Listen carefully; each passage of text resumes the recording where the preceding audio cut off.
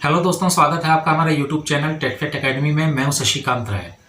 इससे पहले के वीडियो मैंने आपको बताया था कि मेरिट अंक का जो कैलकुलेशन है 7वें चरण की प्राथमिक शिक्षक भर्ती वर्ग 1 से 5 और 6 से 8 में कैसे किया जाएगा। अगर आपने वो वीडियो नहीं देखा है तो आप चैनल की प्लेलिस्ट में जाकर के वो वीडियो देख सकते हैं, और इसके अलावा भी अन्य बहुत सारे वीडियो जो है इन्फॉर्मेशन पड़ी हुई हैं जिनको आपसे वहाँ पर देख सकते हैं, ताकि आपको 7वें चरण की शिक्षक भर्ती प्रक्रिया में भाग लेने में कोई दिक्कत नहीं होगी।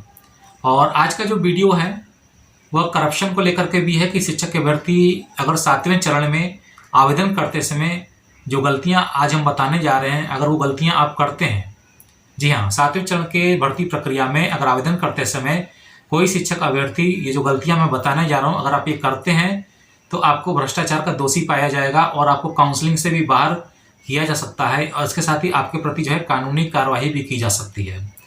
तो इस वीडियो को पूरा जो है देखिएगा शुरू से अंत तक, और इसको जो है समझ लीजिएगा अच्छे से। नहीं तो आवेदन भरते समय अगर ये गलती आप कर देते हैं तो हो सकता है आपका एप्लीकेशन ही रिजेक्ट कर दिया जाए, या फिर आपको बाद में मेरिट लिस्ट जो बनती है फाइनल मेरिट लिस्ट उसमें से आपको हटा दिया जाए।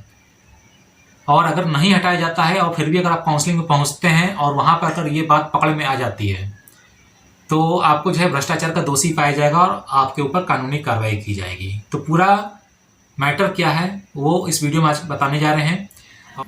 जिन भी शिक्षक अभ्यर्थियों ने तो चैनल को सब्सक्राइब नहीं किया, चैनल को सब्सक्राइब कर लीजिएगा। चैनल को सब्सक्राइब करने के लिए क्लिक करना होगा सब्सक्राइब बटन पे, बेल आइकन पे प्रेस करेंगे, ऑल पे क्लिक करेंगे तो आपको सारे वीडियो के नोटिफिकेशंस मिल जाएंगे। यहाँ पर एस्टेट के छठे चरण में एक जो है मैटर उठा था जिसमें जो है 5 बोनस अंक का जो है प्रकरण था। इस 5 अंक बोनस के प्रकरण के बाद से जो नियमावली है 2020 में, उसमें जो एक संशोधन कर दिया गया था। अगर इस संशोधन को आप फॉलो नहीं करते हैं आवेदन करते समय तो आपको जो है दिक्कत हो सकती है, आपका एप्लीकेशन रिजेक्ट हो सकता है। इस संशोधन में जो है प्राप्तांकों का जो कैलकुलेशन था, ठीक है, खास तौर से ग्रेजुएशन लेवल का, वो कैसे करेंगे या आवेदन भरते समय आपको कैसे प्राप्तांकों को लिखना है, इसके बारे में बताया गया था। इसमें सबसे पहला जो पॉइंट था कि प्राप्तांकों की गणना अतिरिक्त एवं ऐच्छिक विषय के अंकों को छोड़कर की जाएगी। तो प्राप्तांकों की जो गणना थी वह ऐच्छिक या अतिरिक्त विषय के अंकों को जो है छोड़कर की जाएगी। कैसे की जाएगी ये बताते हैं। जहां ऐच्छिक विषय अनिवार्य विषय के रूप में हो वहां गणना की जाएगी। जहां ऐच्छिक विषय अनिवार्य विषय के रूप में हो वहां गणना की जाएगी। यानी कि अगर आप जैसे सब्सिडरी सब्जेक्ट से आवेदन करना चाहते हैं तो ये एक ऐच्छिक विषय है या ऑप्शनल सब्जेक्ट है या सब्सिडरी सब्जेक्ट है, तो वहां पर क्या होगा कि अनिवार्य विषय के रूप में ही यहाँ पर इसकी गणना की जाएगी। यानी कि आपके जो ऊपर के बाकी सब्जेक्ट्स हैं और सब्सिडरी के सब्जेक्ट्स हैं, सारे अंकों को क्या किया जाएगा, जोड़ करके यहाँ पे जो है प्राप्तांक को कैलकुलेट करके आपको एप्लीकेशन फॉर्म में फिलअप करना होगा।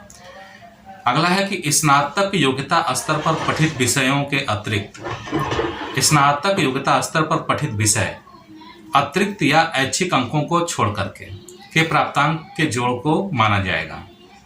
यानी कि अगर स्नातक स्तर पे जो पठित विषय है उसके आधार पर अगर आप आवेदन कर रहे हैं, यानी कि कोई ऑनर्स पेपर है, ठीक है, मान लिया हिस्ट्री है, जियोग्राफी है, ठीक है, यहाँ पर तो आप 6 से 8 में तो सिंपली सोशल साइंस होता है जिसमें से एक कोई भी जो है पठित विषय होता है, ठीक है। लेकिन बहुत सारे ऐसे शिक्षक अभ्यर्थी हैं जो ऑनर्स पेपर लेके कोई हिस्ट्री पढ़ता है, कोई जियोग्राफी पढ़ता है और एक सामान्य विषय लेकर के एक स्नातक किया जाता है। तो यहाँ पर अगर आपने ऑनर्स पेपर से किया है, प्रतिष्ठा विषय के साथ किया है, तो यहाँ पर आपको क्या होगा कि अतिरिक्त और ऐच्छिक विषय के जो अंक हैं उनको छोड़ दिया जाएगा।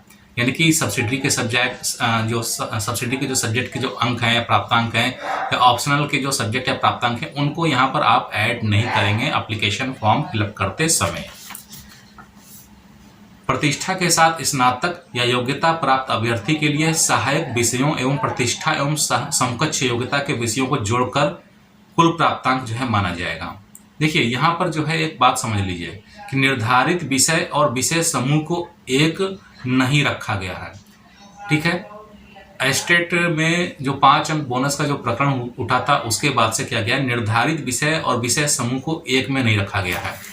तो निर्धारित विषय को एक में नहीं रखा गया यानी कि आपने एक पर्टिकुलर सब्जेक्ट लेके जो पढ़ाई की है और उसके बाद जो उसमें सब्सिडरी या ऑप्शनल सब्जेक्ट्स लिए हैं उनको एक साथ जो है कैलकुलेट करके जो है आपको एप्लीकेशन फॉर्म में उसके प्राप्तांक नहीं भरने हैं, ठीक है। अगर मान लिया आपने हिंदी विषय से अप्लाई करना है, हिंदी ऑनर्स पेपर के रूप में आपने लेके पढ़ रखा है, तो सिर्फ हिंदी के ऑनर्स पेपर के प्राप्तांक आपको फिलअप करने हैं। सब्सिडरी में अगर कोई सब्जेक्ट है तो उसके अंक आपको नहीं जोड़ने हैं। इसी तरीके से अगर आपने किसी अन्य सब्जेक्ट मैथ में अगर ऑनर्स पेपर ले रखा है तो वहाँ पे सिर्फ मैथ के प्राप्तांक जुड़ेंगे, बाकी कोई सब्सिडरी सब्जेक्ट के प्राप्तांक नहीं जुड़ेंगे। लेकिन आपने एक सामान्य योग्यता प्राप्त स्नातक स्तर पर पढ़ाई की है, ठीक है, जिसमें सारे विषय शामिल हैं। ऐसे में अगर कोई सोशल साइंस का सब्जेक्ट आपके द्वारा पठित है या कोई लैंग्वेज पेपर पठित है, तो ऐसी कंडीशन में आपको पूरा जो है 1500 का जो है पूर्णांक प्राप्तांक जो है बनेगा, ठीक है। 1500 पे टोटल प्राप्तांक जो होता है वो बनेगा। कहने का मतलब ये है, अगर आपने यहाँ पर कोई भी मिस्टेक की एप्लीकेशन फॉर्म में, तो आपका एप्लीकेशन फॉर्म हो सकता है रिजेक्ट भी हो जाए, और अगर रिजेक्ट नहीं होते हैं, काउंसलिंग के समय पकड़ में आ जाता है, तो आप पे भ्रष्टाचार का आरोप लग सकता है। तो ये चीज़ आपको ध्यान रखना है, और इसका जो है नियमावली जो है वो यहाँ पे स्क्रीनशॉट के रूप में आपको दिखा दे रहे हैं, ठीक है। और ये बहुत ही जो है ज़रूरी है। ऐसे अभ्यर्थी जो है बहुत गलती करते हैं आवेदन करते समय, कि प्राप्तांक किस तरीके से डालना है उनको ये पता नहीं रहता है। तो अब आपको उम्मीद है कि पता चल गया कि प्राप्तांक कैसे डालना है।